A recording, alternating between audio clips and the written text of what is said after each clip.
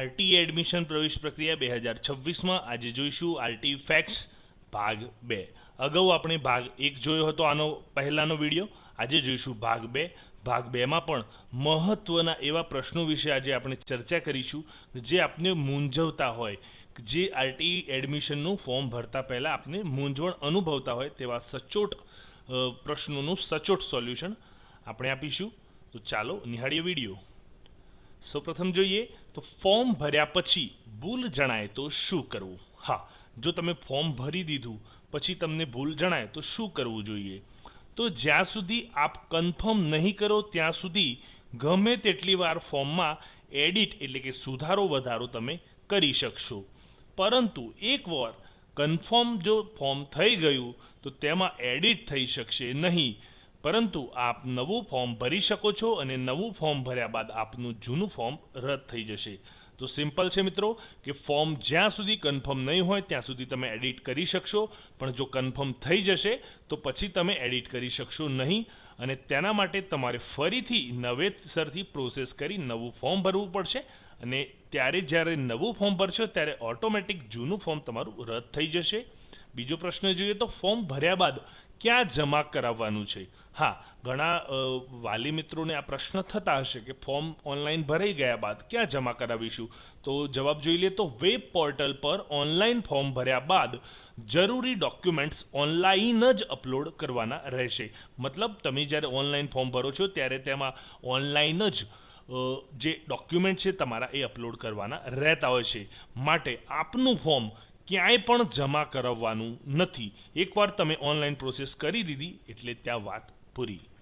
Next જોઈએ, પ્રવેશ મળ્યો છે તેની જાણ કેવી રીતે થશે? હા, તમને એ થશે કે મેં ફોર્મ તો ભરી દીધું પણ પ્રવેશ મને મળ્યો છે કે કેમ તેની ખાતરી શું?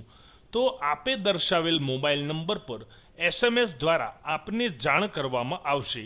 નેટવર્ક પ્રોબ્લેમના કારણે કોઈવાર SMS ના પણ મળે, તેથી આપે વખતો વખત વેબ પોર્ટલ જે એની વેબસાઇટ છે rte.orpgujarat.com જોતા રહેવું।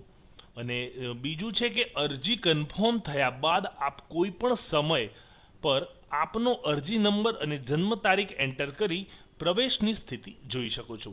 તો અહીંયા અર્થ એવો થાય છે કે મોબાઈલ દ્વારા આપનું ફોર્મ જ્યારે ભરાઈ જશે, અંદર મોબાઈલ નંબર તમે જે નાખ્યો હશે તેના પર SMS આવશે, અને SMS એવું આવશે કે અરજી કન્ફર્મ થઈ ગઈ છે, એ પ્રમાણેનો તો મેસેજ આવશે, પરંતુ આપને પ્રવેશ મળ્યો હશે તેનો પણ મેસેજ આવશે। પરંતુ કોઈ કારણોસર નેટવર્ક પ્રોબ્લેમના કારણે જો મેસેજ નથી આવતો તો અહીંયા બ્લુ અક્ષરમાં જે આ વેબસાઇટનું નામ લખ્યું છે rte.orpgujarat.com તેના પર આપે એક બે દિવસે જોતા રહેવું, અને ત્યાં તમારો અરજી નંબર અને જન્મ તારીખ તમે નાખશો એટલે તમારી પ્રવેશની શું સ્થિતિ છે તે તમે જોઈ શકશો। નેક્સ્ટ ક્વેશ્ચન જોઈએ તો ઓનલાઈન ફોર્મ કેવી રીતે ભરી શકાશે? તો ઓનલાઈન ફોર્મ ઇન્ટરનેટ કનેક્શનની સુવિધાવાળા કમ્પ્યુટરથી તથા મોબાઈલ પર પણ સીધું ભરી શકાશે, પરંતુ મિત્રો હું એવું માનું છું કે કમ્પ્યુટર પર ભરવું વધુ હિતાવહ છે। ત્યાં કોઈ પણ ખામી તમારી રહી જતી હોય તો તમને દેખાશે, મોબાઈલ પર ઘણી વખત ખ્યાલ નથી પણ આવતો। તો સાયબર કાફે છે અથવા કોઈ તમારા મિત્રના ઘરે કમ્પ્યુટર પર અથવા તો તમારા પોતાના ઘરે ઓફિસમાં કોઈ પણ જગ્યાએ તમે ભરી શકો છો, પણ ઓનલાઈન ભરવા માટે ઇન્ટરનેટ કનેક્શન જરૂરી છે। અને બીજું છે આપ મોબાઈલ એપ દ્વારા પણ આ ફોર્મને ભરી શકો છો। ફોર્મ ભર્યા બાદ ભૂલ જણાય તો શું કરવું? તો ફોર્મ ભર્યા બાદ ભૂલ જણાય તો નવું ફોર્મ તમે ભરી શકશો। નવું ફોર્મ ભરતા જૂનું ફોર્મ આપોઆપ રદ થઈ જશે, બરાબર, આગળ વાત કરી તે પ્રમાણે। હવે મહત્વના પ્રશ્નો જોઈએ આપણે કે જો ભાડાનું મકાન હોય તો રહેઠાણના પુરાવા તરીકે કયો પુરાવો માન્ય ગણાશે? સપોઝ તમે કોઈ સિટીમાં ભાડાના મકાનમાં રહો છો અને તમારો રહેઠાણનો પુરાવો કદાચ ગામડાનો હોય, તો ત્યાં કયો પુરાવો માન્ય ગણાતો હોય છે? ચાલો જોઈએ। તો જો તમે ભાડાના મકાનમાં રહેતા હોય પરંતુ ત્યાં જે તે રહેઠાણનો પુરાવામાં આધાર કાર્ડ, પાસપોર્ટ, વીજળી બિલ, પાણી બિલ, ચૂંટણી કાર્ડ કે રેશન કાર્ડ જો ઉપર મુજબના આધાર પૈકી કોઈ એક આધાર હોય તો રજિસ્ટર્ડ ભાડા કરારની જરૂર રહેતી નથી। મતલબ આ તો જસ્ટ વાત કરી કે ભાડાનું મકાન, પણ પોતાનું મકાન હોય તો કોઈ પ્રશ્ન રહેતો નથી સિટીમાં કે તમે વીજળીનું બિલ છે કે તમારું આધાર કાર્ડ જે તે જગ્યાનું હોઈ શકે છે, તો તમારે રજિસ્ટર્ડ ભાડા કરારની જરૂર રહેતી નથી. પરંતુ જો ઉપર પૈકી કોઈ એક પણ આધાર ન હોય તેવા સંજોગોમાં રજિસ્ટર્ડ ભાડા કરાર એટલે કે જ્યારે તમારું ભાડાનું મકાન તમે લીધેલું હોય તો રજિસ્ટર્ડ ભાડા કરાર જરૂરી છે. ગુજરાત સ્ટેમ્પ એક્ટ 1958 મુજબ નોંધાયેલા ભાડા કરાર માન્ય ગણવામાં આવતા હોય છે. ઘણી વખત પેરેન્ટ્સ ઉતાવળમાં એવું કરતા હોય કે કોઈ વકીલ ઓળખતો હોય તો તેના જોડે નોટરી કરાવી દેતા હોય, તો તમને એ ખાસ જણાવી દઈએ કે નોટોરાઇઝ્ડ જે ભાડા કરાર હશે તે બિલકુલ માન્ય ગણાશે નહીં અને આપનું ફોર્મ રિજેક્ટ થશે. તો જો આપ ભાડા કરાર કરાવવાનો હોય તો ગુજરાત સ્ટેમ્પ એક્ટ 1958 મુજબનો નોંધાયેલો ભાડા કરાર માન્ય ગણવામાં આવશે. સરકારી આંગણવાડીમાં ભણતા બાળક માટે કયું પ્રમાણપત્ર જોઈશે? તો સરકારી આંગણવાડીમાં ઓછામાં ઓછા 2 વર્ષ અભ્યાસ કરેલ હોય અને ICDS વેબ પોર્ટલ પર જે વિદ્યાર્થીઓના નામ નોંધાયેલા હોય તેવા વિદ્યાર્થીઓએ જે તે આંગણવાડીમાં અભ્યાસ કરેલ છે તે મતલબનું સંબંધિત આંગણવાડીના આંગણવાડી વર્કર અથવા સરકારશ્રી દ્વારા વખતો વખત નક્કી કરવામાં આવેલ સક્ષમ અધિકારીનો પ્રમાણિત કરેલો દાખલો રજૂ કરવાનો રહેશે. તો મિત્રો, અહીંયા આંગણવાડીનું જો તમારે પ્રમાણપત્ર જોઈતું હશે તો એના માટે તમે જશો અને તમને પ્રમાણપત્ર મળી જશે એવું કંઈ પણ પહેલાં શક્ય હતું, પણ હવે કોઈ પણ સંજોગોમાં તે શક્ય નથી. એનું કારણ છે કે 2 વર્ષ સુધી એના જે ICDSનું વેબ પોર્ટલ છે તેના પર એ જે તે બાળકનું નામ ચાલતું હશે 2 વર્ષ સુધી અને બાળક આંગણવાડીમાં રેગ્યુલર જતો હશે તો જ આપને આ આંગણવાડીનું પ્રમાણપત્ર મળવાપાત્ર રહેશે. અને આપ એ પણ જાણો છો કે આંગણવાડીનું પ્રમાણપત્ર જ્યારે તમે RTના ફોર્મમાં એડ કરશો ત્યારે તમને અગ્રતા ક્રમ જરૂરથી મળશે. જે માતા પિતાને એકમાત્ર સંતાન હોય અને સંતાન માત્ર એક જ દીકરી હોય તો કયું પ્રમાણપત્ર જોઈશે? તો ગ્રામ્ય વિસ્તાર માટે તલાટી કમ મંત્રીશ્રી દ્વારા, નગરપાલિકા વિસ્તાર માટે ચીફ ઓફિસર અને મહાનગરપાલિકા વિસ્તાર માટે સક્ષમ અધિકારીનો એકમાત્ર દીકરી જ સંતાન એટલે કે સિંગલ ગર્લ ચાઇલ્ડ હોવાનો દાખલો રજૂ કરવાનો રહેશે. તો આપને એ ખ્યાલ આવી ગયો આમાં કે જો એક જ દીકરી હોય અને તમે નેક્સ્ટ બીજું સંતાન લાવવા ન માગતા હોય તો જ આ પ્રમાણપત્ર તમે લાવજો. અધરવાઇઝ લાવ્યા પછી જો આપને કોઈ અન્ય સંતાન થશે તો એમાં આપને ચાર્જ વસૂલવો પડશે અને RTનું એડમિશન પણ કેન્સલ થવાને પાત્ર રહેશે. તો જો આપ ગામડામાં રહો છો, કોઈ ગ્રામ્ય વિસ્તારમાં રહો છો તો તલાટી કમ મંત્રી પાસે જઈ તમે આ સિંગલ ગર્લ ચાઇલ્ડનું સર્ટિફિકેટ મેળવી શકો છો. અને કોઈ નગરપાલિકા વિસ્તારમાં રહો છો તો ત્યાંના ચીફ ઓફિસર CO દ્વારા તમને આ પ્રમાણપત્ર મળશે. અને મહાનગરપાલિકા વિસ્તાર મોટા શહેરોમાં હોય તો ત્યાં સક્ષમ અધિકારીનો દાખલો જરૂરી છે. શાળા પ્રવેશ આપવાની ના પડે તેવી સ્થિતિમાં શું કરશો? તો આપને ચલો RTનું ફોર્મ ભર્યું, ત્યારબાદ ચલો પ્રથમ રાઉન્ડમાં તમને શાળા કોઈ પણ મળી ગઈ, પરંતુ તમે ત્યાં જ્યારે જાઓ છો અને આપને જ્યારે એડમિશન આપવાની ના પાડે છે તો તેવી સ્થિતિમાં શું કરશો?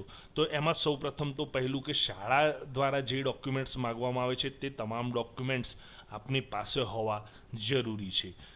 કારણ કે તે ન હોય તો પણ શાળા તમને ના પાડી શકતી હોય છે, પરંતુ તમારી જોડે તમામ ડોક્યુમેન્ટ હશે તો કોઈ પ્રશ્ન નડશે નહીં. એટલે કે ઓનલાઈન પ્રવેશ ફાળવ્યા બાદ જે તે શાળા તમારી પાસે જરૂરી આધાર પુરાવા માગશે.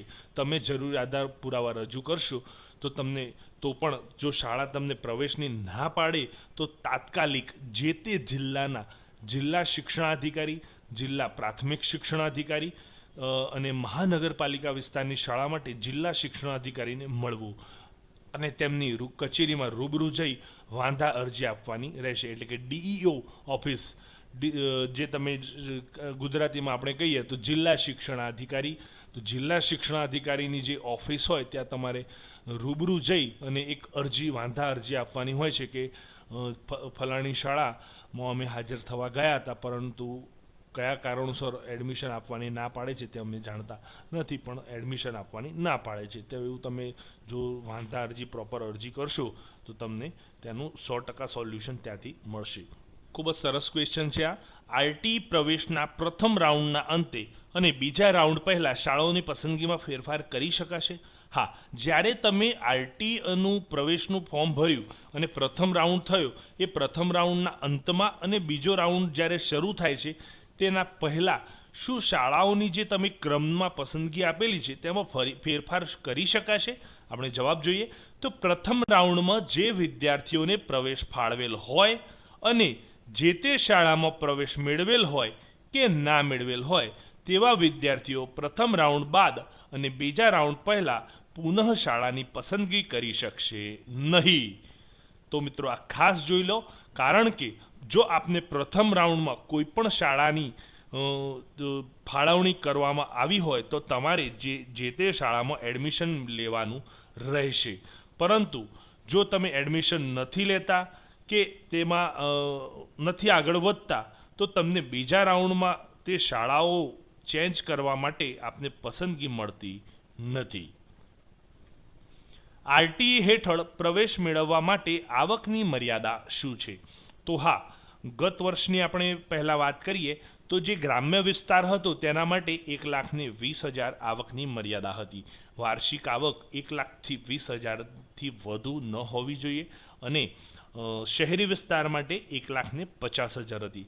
પરંતુ આ વર્ષે સરકાર દ્વારા તેમાં મહત્તમ સુધારો કરવામાં આવ્યો છે. દરેક નબળા વિદ્યાર્થીઓ, દરેક જે પૈસે ટકે જે સુખી ન હોય, મિડલ ક્લાસના જે વિદ્યાર્થીઓ છે તેમના માટે સરકારે આ ખૂબ જ ઉત્તમ નિર્ણય લીધો છે. અને તેની આવક મર્યાદા જોઈએ તો ગ્રામ્ય અને શહેરી વિસ્તાર માટે 6 લાખ રૂપિયાની આવક મર્યાદા લાગુ પડશે. એટલે કે 6 લાખથી અંદરની આવક ધરાવતા તમામ વ્યક્તિઓ, તમામ બાળકોના પિતાશ્રીઓ આ આરટીઈ હેઠળ તેમના બાળકનું ફોર્મ ભરી શકશે. અને સૌથી ઓછી આવક ધરાવતા કુટુંબના બાળકોને પ્રવેશમાં અગ્રતા ક્રમ આપવામાં આવશે.